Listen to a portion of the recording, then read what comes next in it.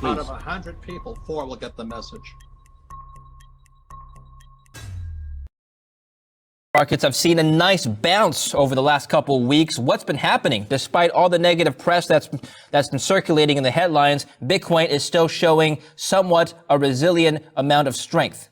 Joining us today to talk about this strength and perhaps what's next is Clem Chambers, CEO of Online Blockchain. Welcome back, Clem. Good to be back. So, as far as I'm concerned, I don't know if many people have noticed, I'm sure they have, like somebody threw a switch at the beginning of the month. It's like everything's gone boom. Now, crypto's done that, equities have done that. And I think there's two things at work here. In general, I think the debt ceiling is coming up, and that negotiation, of course, it's going to be fraught, it's going to take longer, it's all going to be grandstanding, it's all going to be last minute stuff. And the Treasury, Janet Yellen, have put aside $400 billion of headroom by basically redirecting cash flows that would go into various parts of the government that would, in a normal case, just be spent. And that will give them to June, which is $400 billion. And that's gone into the system because that's like an injection of liquidity. And that is what spiked equities and will have spiked crypto as well, because it's a fizzy asset that is strongly affected by money supply. Anyway, on top of that, I believe that there's been various knocks on the door from regulators. And if you were an exchange that had maybe commingled your users' funds or spent them even, or shorted them, because a lot of these exchanges are bucket shops, and bucket shops were old stockbrokers that didn't actually buy the stock, and they relied on you to lose your money and for the stop losses to deal with you. And of course, you know, you would see that in crypto. So if you were one of those dodgy crypto people like FTX, you'd go, well, you know, it's gone down from 60,000 to 40,000. Why don't we just sell all our customers tokens and just have an enormous short position? It'll keep on going down. We'll help it because obviously we'll be selling their tokens as well, won't we, boys and girls? And the price is going to go down, down, down, and down. But we'll have a big bag of USDC. And at some point, when we think we're near the bottom, we'll take that stable coin and we'll buy back all those tokens. And when they want them, they can have them. Or maybe only when they want them, we'll buy them back. Now, the SEC knocks on your door and goes, hello, have you been naughty? Have you sold all your clients crypto, have you? You wouldn't have done such a thing, would you? They're going to go, oh, no, buy it all back quickly. Get it all back in the right place. And you're going to go in the market and take your stable coin and turn it all back into tokens. You're going to turn it back into BTC. You're going to turn it back into ETH and all the other tokens as well. I mean, if you look at FTX, what wasn't there? The Bitcoin wasn't there. The Ethereum wasn't there. What was there? Their Mickey Mouse token that was kind of plastering over the whole. Now, if it only takes one major exchange, or one or two or three or even more, to go, oh, whoops, we better close our crypto short out and buy back all those tokens that the customers think they have, but they don't, then you get a short squeeze. And that's what I think you've seen. Because remember, with a centralized exchange, they don't have your tokens. It's an accounting system. You put your tokens in, they say you've got these tokens, you can buy and sell, but nothing's going on. It's just an accountancy system. It's like a fruit machine. And at the end of the day, when you say, can I have my 64 Bitcoin now, please? They say, yeah, sure. And they take 64 Bitcoin coins out of a bag and send them to you, or go and buy 64 Bitcoins with their stablecoin and send it to you. So it's not actually those coins that it says you've got, you haven't got them. They might not have them. It's just an accountancy system. Okay, so just to clarify here, so you're saying that the markets, Bitcoin, stocks, and gold, actually, we forgot about gold, but gold's been rallying too for the last 2 months. These assets have been rallying in the last couple of weeks because of the impending debt ceiling. Because of the money flow from the Treasury stashing $400 billion rather than spending it to use that as a buffer to get past, wasn't it last week? I mean, isn't it this week? Wasn't it yesterday when the debt ceiling was reached? So now they should stop spending because they've reached the debt ceiling. So what they've done, there's extraordinary measures. I can't remember exactly what they are. One of them's not paying some pensions, et cetera, et cetera. There's 4 things that they can do and have done. And Yellen has said they've got enough money to June. And if you do the maths, it's roughly 400 billion. Well, that 400 billion has to be in a bag, ready to be spent on and not increase the debt ceiling. So that has to be, parked. So that 400 billion is parked somewhere. Well, that's quite a lot of money. And if you park it, I mean, they haven't Well, I suppose they have got it in Fort Knox, but that money it's got to go in the banking system. So that's actually an injection of liquidity into the marketplace. Speaking of injection of liquidity, we're talking about basically the broader theme you're talking about is injection of liquidity. People are wondering if the Federal Reserve in the U.S. is going to re-engage quantitative easing, which is a complete 180 reversal from what they've been doing the last year. Well, everybody's dreaming about that. Everybody's wishing it. And they keep saying, no, we're not going to do that. No. And everyone says, they're going to do it. They're going to do it. And the institutions, the financial institutions in the private sector are saying, they're going to do it. They're going to do it. They're going to do it. And the Fed say no. And everyone says they're going to.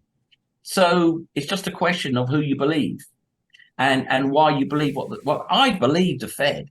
I really do. I don't think they have a hard enough time with their credibility, even when they do a good job. You imagine if they make a complete mess of it and do a U-turn, having said clearly to everybody they're not going to do that, and having clearly said they're going to keep on going, and they're going to go longer than it's necessary to make sure it's going to happen. They've said that, and they've been very clear. So there'd be a laughing stock. I don't know, really kind of a laughing stock, but not for good reason. It would be devastating to their reputation if they then, went back on what they keep saying every week. They keep saying it. And of course, the people saying they're not going to do it have basically their salaries and their paychecks, linked to the Fed doing that. So it's the old thing about it's very difficult to explain something to somebody when their paycheck relies on them not understanding it. And I think there's an element of that. So I'm still bearish when this new liquidity stops coming in, and I think it was probably today or yesterday, you're going to see a reversal. And I think we're seeing one now. I might be completely wrong. We may have seen the bottom of all this, and it's all going to be angels singing from here on in. And nothing would make me happier, because I'm never happier than when I'm long. And the longer I am, the happier I am if it's going up. And, I would love that. But I think you'll find there's another leg down this year before it's all over. Let me ask you this, okay? So you've been bearish for quite some time, and actually the market has been, on your side for quite some time, notwithstanding a few bounces here and there. What would make you bullish? Well, what would make me bullish was feeling that all the COVID problems had been washed out. So, you've got a really good thing going on with China right now, because they've gone back on this incredibly negative clampdown. They clamped down on kids, they clamped down on English language, they clamped down on internet companies, they clamped down on so much stuff, and obviously locked up the whole country for months on end. And after they kind of had their COVID riots, they've gone, right, okay, you can come out now and all get ill. And, okay, internet companies, we're fine with you now. Oh, building companies, yeah, go ahead and borrow as much as you like. Oh, they've unclamped. And that's a very positive thing. But to wash through the damage done is not overnight. And to wash through the damage done by COVID, and it's not, it shouldn't have happened. The economic damage of everything being locked down for such a long period of time, it's going to take quite a long time to wash through. And when I see the light at the end of the tunnel, which is hopefully not a train, then I will go bullish. And it will be about a year before it actually happens. So I'm thinking, this is going to be, we're going to be in a new cycle, probably the middle of next year or the end of next year. And then, so at the end of this year, there's a chance that will be the end of it. And maybe at the latest, kind of Easter next year. But I can't see this is all washed through yet. It's not. We haven't really got past all the disruption and damage and weirdness of what happened with the COVID thing. And a good 20% of global wealth was destroyed by that. And so we're all 20% poorer. And to wash that through, it's going to take 2 or 3 years. And if the politicians mess it up, and they're quite capable, it could be 5 years. And now we're in 18 months in now. If the politicians mess it up. Okay, well, let's assume that they messed up the COVID situation. I'm not saying they did or didn't. Let's just assume that they've made some mistakes. Tell us about some of the policies that the governments around the world, perhaps in the UK, where you're from, or perhaps in the US, that are still impeding economic growth. The policies that the government have right now that are impeding economic growth. Well, the policies that are getting in the way of things have been there for quite a long time and continue to grow. And it's this ever-increasing bureaucracy and paperwork and the optimization of the customer by systems which are working against their, against everybody really. And there's so much, they're calling it sludge in Europe, so much sludge. Once upon a time, 2000, Bill Gates wrote a book called Business at the Speed of Light. And because of computers, we're all going to be able to sit down and go clickety-clack and have an IPO, 10 minutes later, because computers were going to telescope and get rid of all this grit and all this difficulty and all this paperwork. It was all going to go away and everything was going to be at the speed of light. Well, the exact opposite is happening. Everything's taking longer. If you want to get a credit card, it's now difficult. If you want to open a bank account, it's now very difficult. If you want to close the bank account down, it's now on impossible. It's just everything has got sludged down by actually computing, because we've now got these incredibly automated systems where nobody cares about you. No, voicemail, AI saying, "Could you hold on while we pay you an obnoxious tune for 10 minutes?" I mean, we've all sat on the phone for all morning to do something simple by some computer made a mistake and got our address wrong. Try changing it, right? And that is absolutely apogee of what destroys economies. Bureaucracy, paperwork, that was always the thing that destroyed economies, bogged them down. And, our economies, Europe especially, and I'm sure it's the same in America, are increasingly getting bogged down by regulation and paperwork and computers say no, and call centers that don't answer or hang up on you midway through the call. I've got a personal anecdote to just follow up on that. Yeah, let's talk about the future of banking, how the experiences of personal banking can perhaps be improved. People are talking about DeFi being the future, but consumers are stuck between a rock and a hard place, because on the one hand, people are losing trust in crypto exchanges after what happened this year with not only FTX, but pretty much everything else that's failed. But also on the other hand, traditional banks have not provided everybody with the best service possible. I mean, I was telling you offline about, personally, I've had difficulties just canceling my credit card. I call them to cancel. They pass me around from one department to another. I've been on the phone for pretty much 2 hours. Finally, they tell me, "We're not really sure you are who your account says you are. So your credit card's been blocked.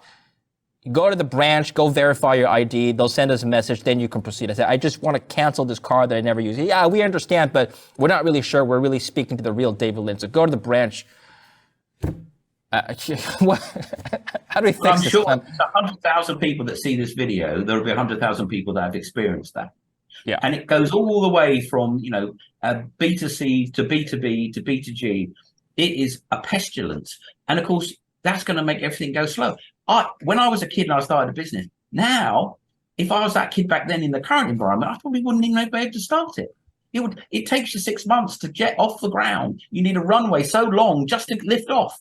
So, that is the sort of thing that cripples growth and cripples the economy. Yeah, it's a problem, because on the one hand, it's difficult to, they make it difficult for me to do simple things like cancel my credit card, but I trust that financial institution somewhat more than an up-and-coming crypto exchange, because the chances of that financial institution going under are still lower because of regulations, because of their capitalization.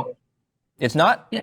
And you're insured. No, you're insured. Yeah. And I'm insured. I have up to $100,000 of insurance. None of that exists for the crypto side. Even though the KYC process may be simpler, there's still a higher risk. What do I do then? Well, I think the paperwork to open a crypto account these days is just as bad as a bank. Okay. I mean, the other thing you might want to think about these days is that it does seem that the big banks are marked for death by government. Yeah, they've actually gone out of their way to make it easy for fintech. Yeah, and fintech is out there to try to get rid of banks, and the banks are kind of shriveling under this massive weight of regulation and oversight and fines and everything. And all these little scrappy fintechs are out there doing their thing, and some of them are brilliant and most of them are terrible, absolutely terrible. And I think it was one of your regulators came out and said, "Oh, we think the big banks are too big. I think we need to break them up." That sort of thing. So really, on the one hand, you have the government ladling out all this tar to bog everybody down, and then running around trying to smash up things that are at least meant to work and replace them with things that are on trial. It's a typical situation of nonsense that you see every day. And underlying it, because remember, if you go back into the 70s before you were born, it was like this. And along came Reagan in America and Thatcher in the UK, and everybody got on the train, and they deregulated lots of things. And it went from having to wait, 4 months to get a telephone to, getting one in 4 minutes. And that deregulation was a big wave. And then, of course, once that wave of deregulation ends, the regulation begins. And now we're getting to, well, maybe not peak regulation. There's no such thing in bureaucracy, right? But, we're going up higher and higher up that mountain of regulation. And that's just glomming everything up. It's slowing everything down. It's grinding things to a halt. And that's why there's no growth. Just this week, on the 18th of January, Genesis, global lender Genesis, filed for bankruptcy. Crypto markets responded with, they didn't really respond. I think most of this has been priced in, has it not? We didn't see a huge correction like with FTX and with Luna. In fact, it went up. The price went up. You'd hope so.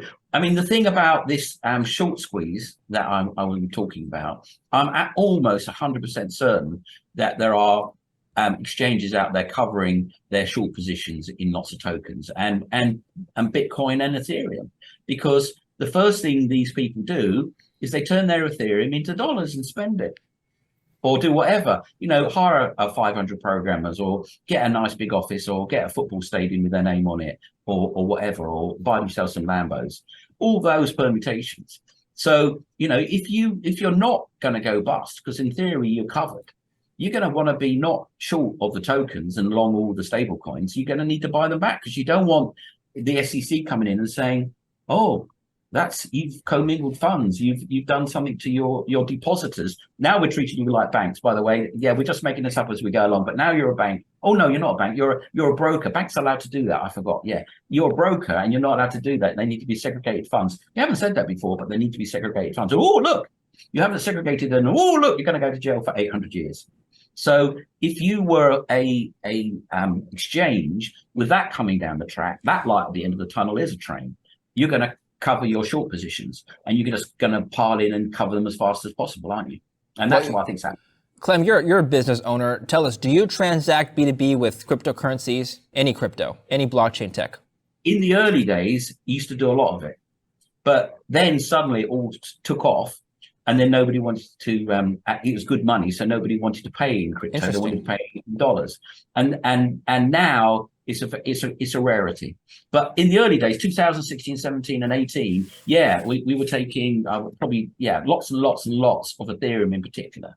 And but now nobody wants to pay with crypto anymore, because remember, good money drives out bad, which means bad money drives out the good.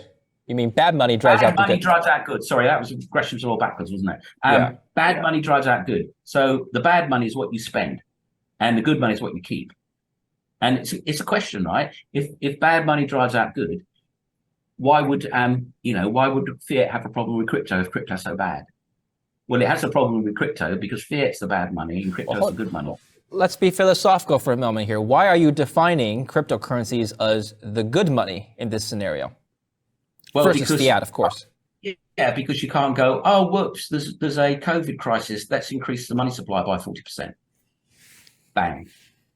Oh, you can't be Argentina and default on your bonds, or you can't be, Turkey that goes, I'm the president of Turkey, and I know more about economics than all those Nobel Prize winners. Let's do it my way.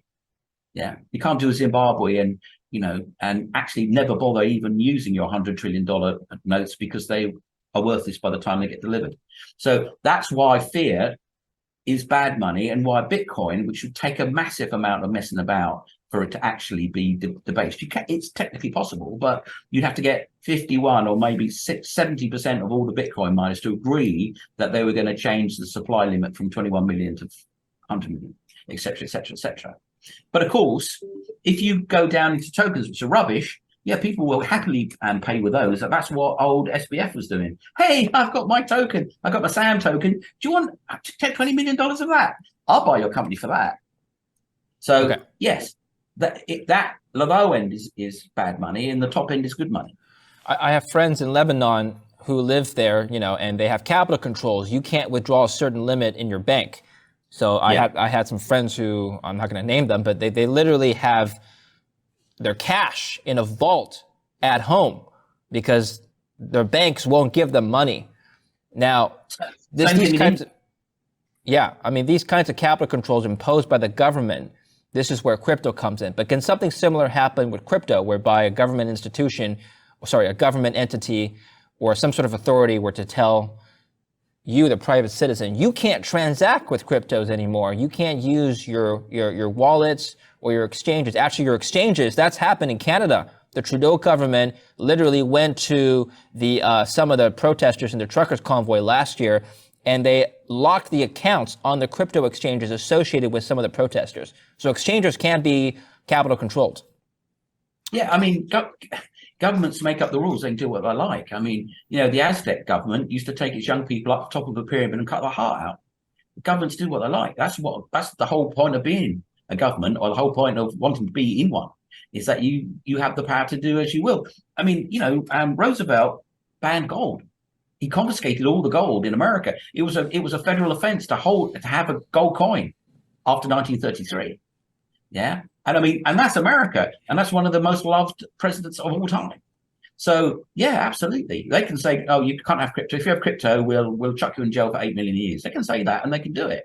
I mean, plenty of governments do that to their people. Oh, by the way, you told a naughty joke about our leader. You're going to be re-educated for the next 6 years. So, governments do what they like. I don't know if that last scenario is applicable to the West now. It's like, otherwise we'd both be in jail. What's that? No, that's not songs. Yeah, some parts of the world, that's a very real reality. What can people do then? People talk about, the separation of state and money, but what's the alternative? If not fiat money, what do we use? We can bash fiat money all day long, but at the end of the day, you and I are still using pound sterling and the US dollar. I love it. I love fiat. I love it. I spend a lot of it. I make a lot of it. I love it. I like crypto. I make a lot of it. I spend a lot of it. What's not to love about money? I don't care what it is. I go out in fields of metal detectors and find ancient money. That's what I do for a hobby. I love it. I find coins from the 1600s, from the Roman Empire. Money's great. Yeah, but you're not concerned that your fiat money is losing value to inflation. Well, I don't like it, but it's the way of the world, isn't it? And can you avoid it? Very difficult. There's this concept of financial repression. And, America and the West have had financial repression for some time. Where is the escape hatch from the devaluation of money at a certain rate? I mean, they want to devalue it at 3%, right? Well, that means whatever 3 into 72 goes, that every 20 odd years, your money's halved in value. I hope to live more than that. Well, maybe not much more than 20 years. But, that's a lot of devaluation. Since I started work, a pound is worth 20% of what it's worth today. Yeah. So that's how much our money's devalued. I say that because the cheapest car you could buy was 3,000 and it's now 15,000. So I take that as, I need 5 times as much money now as I did when I started in work. So yes, it's, but that's the way that governments work. They tax their country as much as they possibly can, and then they borrow more. And then to fill up that borrowing hole, they have to create inflation so that they keep their debt levels in control. It's just economics. How do you escape that? When it's financial repression like we're in now, it's very difficult because there's no escape hatch. I mean, you can take it out of the country. And of course, if that gets a critical thing, they just shut that door. I mean, when I was when I was a young person, they only just taken off capital controls. I think it was 781 when they took them off. In the UK, you could not take your money out of the country. And in India today, you can't. Oh, and China, you can't take your money out the front door anyway. So, with financial repression, it's very difficult to find the escape hatch.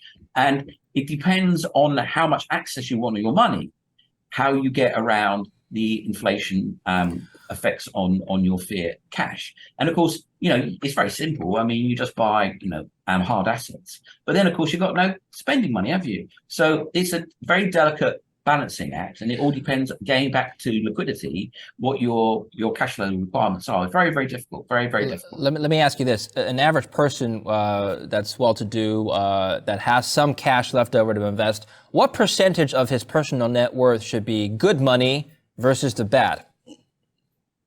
Well, I mean, most people are not cash rich, are they? So, most of it is not in money at all. It's in assets. So, if you are cash rich, then you've got to make a decision on how long you think this high inflation is going to last for. And I think there will be not high inflation, but there'll be more than low inflation for several years to come. So you'll see the value of your cash getting cut in half, probably, I think, before this is all over. So it's very difficult. It depends how big your pile is. You see, I'll buy a forest. I'll buy, some lakes or something like that. But most people can't do that. So they have to find an asset that scales to their cash. And of course, equities don't have a bad record in looking after you, but that's, you don't want to be buying in a high of a market like we're kind of at now. It's not quite a high, but it's probably only halfway down. How does one plan for retirement during a period of high inflation? Get a job where they're going to need to keep you till you're 80. Not an option. Let's assume it's not an option. Well, I mean, most people just don't have enough money to retire. I mean, it's you need a huge sum, absolutely huge sum. Now, if you've had a great public sector job and you've got a pension fund, out to the moon, then I guess it will probably look after you. But if you're a private sector person and you haven't put it away, I mean, it's a major problem, isn't it? Absolutely major problem. And you've got to be an incredible saver, pretty much your whole life, to be ready for retirement, I think. And a lot of people right now, with the baby boomers coming out, almost totally out of the workspace, because I'm the last of the baby boomers, 1963. I should say 83, shouldn't I? But I can't lie. 63, last of the baby boomers. So I'm 5 years away from retirement, theoretically. Or in the UK, it's 67 now, so 7 years. You see, that's how they make it work. Got to work till 67 now if you're normal. So 5 to 7 years, we are all in retirement. There's going to be a lot of people fortunately, a lot of people who've got on the property ladder have this big cash asset, and then of course they're going to downsize and live in smaller places because they're old and they don't want to walk upstairs, for example. So they'll be cashing in that one big hard asset, which is their real estate. So a lot of people will be working through by doing that. But it's very difficult, very, very difficult. I mean, I would say for most normal people, the best thing is property, because it's, they understand it. It's near them, it's hands-on, they can manage it, and they can make a yield out of it if they've got more than one, and they can rent it out. And the renting of property that you own is actually one of the few ways that you can kind of lock in some sort of index linked income. And there's not many of them out there, for sure. I was watching an interview with Elon Musk. Somebody asked him what's one of the biggest threats that our society, humanity, faces today. And he actually said population decline, such that we might get I think I'm paraphrasing here, but a death spiral of population decline. He cited Japan as one example. People stop having families, and eventually the population just death spirals to lower and lower and lower. You can't get it back. And then we lose. Human species is going to go food. I don't think so. There's a vast well of human potential that is lost because there's too many people, because there's not enough, it's like people. So you don't agree with this? No, people get paid terrible money because the poor are imported to keep the poor. Yeah. And, if you go to Switzerland, you'll get $35 an hour to clean a toilet because of their economic environment. And, if you educate more people more, you're going to get more educated people. And their water is also $10 a glass. But yes, I get your point. They have a great life there. So the fact that there's no poor people to cut your lawn for nothing is not a bad thing. I mean, that is a bad thing. That goes away, and you have to pay them $30 an hour. But you're so much richer. The ultimate wealth is how much space you have. Living cheap by jowl with people. That's poverty. Yeah, space. Now, people talk about Japan and their shrinking population and stuff like that. That's nonsense. Japan's a wonderful place to live for the Japanese. It's a wonderful place. Everybody's, it's just a wonderful place. Nothing wrong with Japan. There's a lot of very, very prosperous people walking around Tokyo. You won't see any hardship there. And if you think about population, well, Mr. Musk is going to be replacing all our blooming jobs anyway with robots. So it's only going to be the work of the mind that's going to be of any value. And you don't get that switch cleaning toilets at 16, do you? You get that by being at university till you're 35 years old. And, to get there, you don't need 8 billion people or 12 billion people or 20 billion people. You could do it on 1 billion people because everybody's levered up by AI, levered up by Mr. Musk's robots, levered up by his rockets, all that goes levered up by his. You're saying productivity increases are more important. Well, of course it is. Yeah, absolutely. And when you think of all those people that do skillless jobs and have got a decent brain between their ears, but no opportunity to actually use it or no easy opportunity to develop it, there's this far and whole continents. Look at places like Africa and India. There are billions of people there that have not got a way of fulfilling their full potential. They're not Stanford graduate opportunities, are they? And imagine if they were, it would be the human potential is just vast and it's untapped, absolutely untapped. Well, not quite, but enough. Right. So human potential is untapped. Yeah. Living space is important. Maybe Thanos had an idea there. He wiped out half the universe, kind of. Well, he was a bit of thicker, wouldn't he? Why didn't he just make the universe twice as big? Well, yeah, or give everybody double the resources. I mean, he could have a lot of things he could have done there. Not too bright, that guy. You could tell from his chin. How do people? All right, final question for you, Clem. People want to make money in this environment where there's a lot of uncertainty. You're bearish on, I believe you said you're bearish on Bitcoin and cryptocurrencies long term, despite this recent bounce. Not long term, short to medium term. Short to medium term. This year, yes. After the halvening, it's going to go to the moon. So it's all about timing. It's all about timing. And, at some point, when the NASDAQ has corrected properly and everybody's crying, it will be a fantastic time to buy. Is the halvening going to make the stocks go up as well? You think the relationship there? Well, I mean, if there are any crypto, I don't think that crypto is correlated with the overall economy for sure and the money supply for sure. I totally agree with that. I don't think they have much interaction with stocks, even though you'll see them moving together. But it's not stocks moving crypto or crypto moving stocks. It's money supply moving crypto and stocks. And that is the big effect. Now, at some point, the Fed will stop QTing and probably will QE, because it is the method of economic management these days. And when they've got inflation back to I think when they've got the ratio of debt to GDP back into a sustainable level where they all agree it's not going to run away and kill everybody, then they will stop QT. And there's a decent a distance away from that. And at the moment, they're hoping to get the deficit down to 700 billion. And when they do, the tightening that will probably all go away then. So maybe the answer is when debt to GDP, when the fiscal debt is under $1 trillion, that might be the time to start thinking about getting back in. All right, Clem, I appreciate your time. Thank you for joining us today. Appreciate it. Cheers. Thank you for watching Kitco News. I'm David Lynn. Stay tuned for more. Don't forget